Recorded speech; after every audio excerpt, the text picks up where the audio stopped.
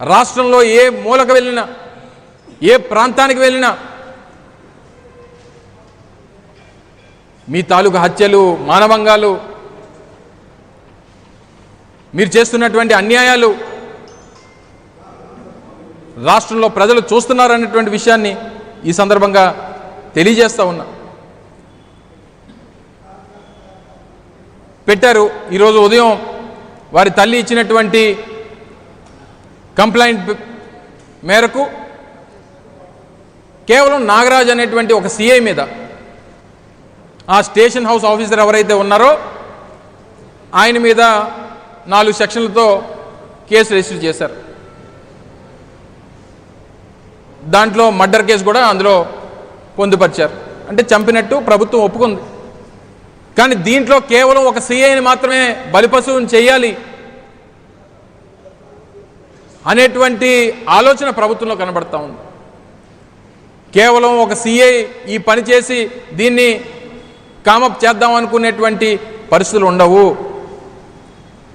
ఆయన పైన ఉన్నటువంటి ఏసీపీ కానీ, ఆయన పైన ఉన్నటువంటి సిపి కానీ, పైన ఉన్నటువంటి డీజీపీ కానీ, ఈ డిపార్ట్మెంట్ని హ్యాండిల్ చేస్తున్నటువంటి హోంమంత్రి కానీ,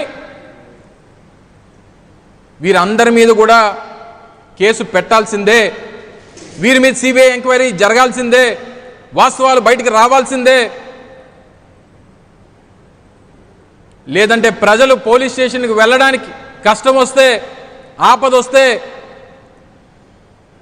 ఈ రాష్ట్రంలో పోలీస్ డిపార్ట్మెంట్, పోలీస్ శాఖ ఉంది, మనల్ని కాపాడుతుంది అన్నటువంటి పరిస్థితుల దగ్గర నుంచి పోలీస్ స్టేషన్కి వెళ్తే ఎక్కడ శవమై తిరిగి వస్తామనేటువంటి భయం ఈరోజు ఈ రాష్ట్రంలో ప్రజలకి ఈ ప్రభుత్వం తీసుకొచ్చిందనేటువంటి విషయాన్ని తెలియజేస్తా ఉన్నా. అటువంటి పరిస్థితులు తీసుకొచ్చినటువంటి ఈ జంగిల్ రాజ్ నడుపుతున్నటువంటి ప్రభుత్వ పెద్దలు ఏ ఒక్కరూ మాట్లాడరు, ఏ ఒక్కరూ బయటికి రారు. ఏమని అడిగితే ఎంక్వైరీ జరుగుతుంది, ఏమని అడిగితే ఎంక్వైరీ వేశాం. ఎవరి మీద వేశారు ఎంక్వైరీ? ఎవరితో వేశారు ఎంక్వైరీ? పోలీస్ డిపార్ట్మెంట్లో తప్పు జరిగితే అదే పోలీస్ డిపార్ట్మెంట్లో ఒక అధికారి తీసుకొని వచ్చి మీరు ఎంక్వైరీ చేస్తే అందులో వాస్తవాలు బయటకు వస్తాయని చెప్పి నమ్మమంటారా ప్రజల్ని? అది వాస్తవాలు నిజంగా బయటకు వస్తాయని చెప్పి ప్రజలు అనుకుంటున్నారా? ప్రభుత్వం ఏమన్నా? తప్పకుండా సిబిఐతో ఎంక్వైరీ జరిగితే తప్ప వాస్తవాలు బయటికి రావు. తప్పు చేసినటువంటి వారు బయటికి రారు.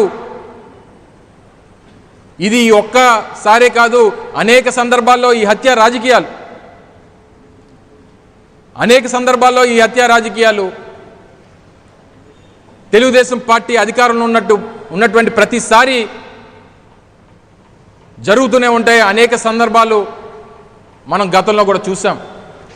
మొన్ననే ఒక సీనియర్ పోలీస్ అధికారి, రిటైర్డ్ పోలీస్ అధికారి, ఒకప్పుడు పలనాడు మిగిలినటువంటి ప్రాంతాల్లో పేరు సంపాదించుకున్నటువంటి వ్యక్తి అయినటువంటి అడిషనల్ ఎస్పీగా రిటైర్ అయినటువంటి పృథ్వీనారాయణ గారి ఇంటర్వ్యూ చూసా ఈ మధ్యకాలంలో. వారు వంగవీటి మోహన్ రంగా గారి హత్య గురించి మాట్లాడుతూ చెప్పినటువంటి కొన్ని వాస్తవాలు ఒక్క నిమిషం మీకు ఈ సందర్భంగా తెలియజేయాలి. ఆన్ రికార్డ్ ఆయన మాట్లాడినటువంటి మాటల్ని ఈ సందర్భంగా మీ ముందు పెడతా ఉన్నా. డిసెంబర్ 26 వంగవీటి మోహన రంగా గారిని చంపినటువంటి సందర్భంలో ముందు రోజు రాత్రి అప్పట్లో ఉన్నటువంటి పోలీస్ అధికారిగా ఉన్నటువంటి